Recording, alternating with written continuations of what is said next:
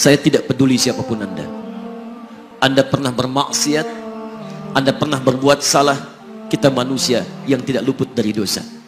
Tapi saya ingin berikan tawaran dari Al-Quranul Karim. Quran surah keempat An-Nisa ayat 100, posisi paling kiri sebelah bawah. Pernah ada orang berbuat maksiat yang tak terlukiskan. Ada seorang yang pernah bunuh orang. Bunuhnya bukan 1, 2, 100 orang. Tak terlukiskan bilangannya. Kriminalitas tidak perlu diukur karena Anda akan lelah menghitungnya. Ketika Allah berkenan memberikan hidayah kepadanya, Masya Allah. Dan hidayah selalu terbuka pada siapapun sepanjang ia mau mengambilnya sebelum nyawa sampai di kerongkongannya. Tiba-tiba datang ia pada seorang alim dan berkata, saya ingin berubah.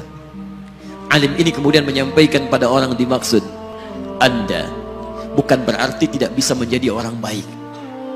Hanya Anda tinggal di lingkungan yang tidak mendukung Anda jadi baik. Keluarlah dulu dari tempat itu. Pergilah ke majlis ilmu sifulan, tempatnya ada di sana. Datang ke sana, belajarlah, dan Allah akan bimbing Anda berubah dari keburukan menjadi orang yang terbaik. Didengarlah nasihat alim ini. Berangkatlah orang dimaksud, menempuh perjalanannya. Tiba-tiba Masya Allah, belum sampai ke tujuan, di pertengahan jalan, konon disebutkan lebih sejengkal, tiba-tiba maut datang menjemputnya. Thumma yudrikul maut. Apa yang terjadi? Langkahnya dihitung sebagai ibadah. Dalam terapnya dia beristighfar, tobat kepada Allah subhanahu wa ta'ala. Taubatnya menghadirkan cinta Allah subhanahu wa ta'ala. Quran surah kedua ayat 222 di ujung ayatnya. Innallaha yuhibbut tawwabin. Allah mencintai orang-orang taubat. Dan cinta Allah menghadirkan ampunan bagi seluruh dosanya. Quran surah ketiga Ali Imran ayat 31, paling kiri sebelah atas.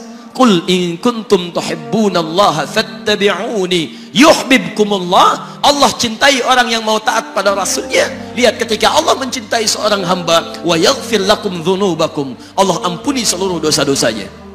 Derap langkahnya menghadirkan istighfar, taubatnya menghadirkan cinta Allah menghadirkan seluruh ampunan bagi dosa-dosa yang ia miliki.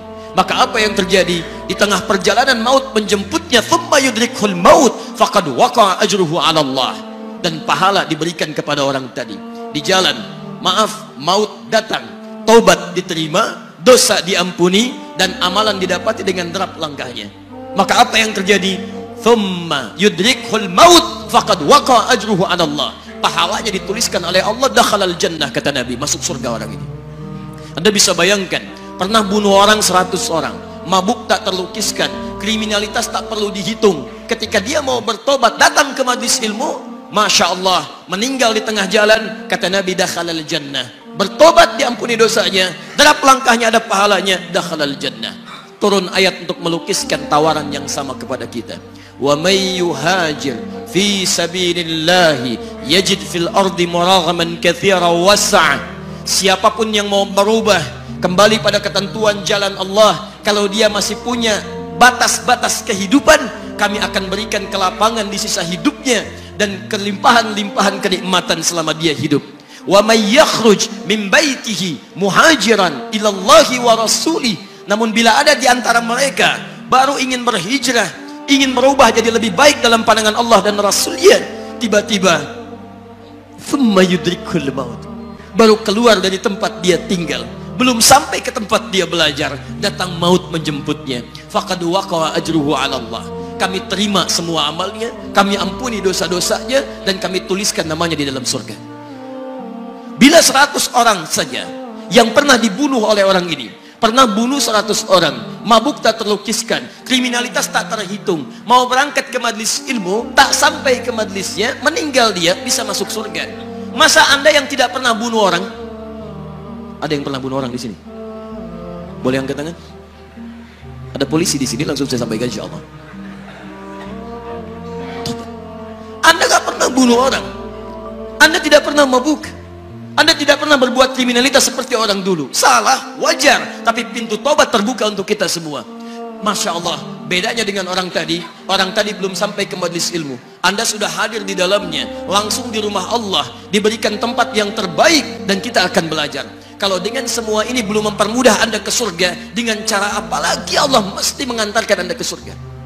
Kalau dengan duduknya Anda di sini belum mau juga bertobat, dengan cara apa lagi Allah harus membimbing Anda bertobat?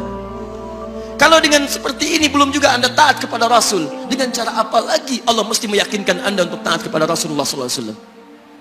Karena itu teman-teman sekalian, mari kita pelajari ilmunya, dan dengan ilmu itu akan membimbing kita insya Allah kembali kepada Allah sampai mengajak keluarga kita ke surga insya Allah.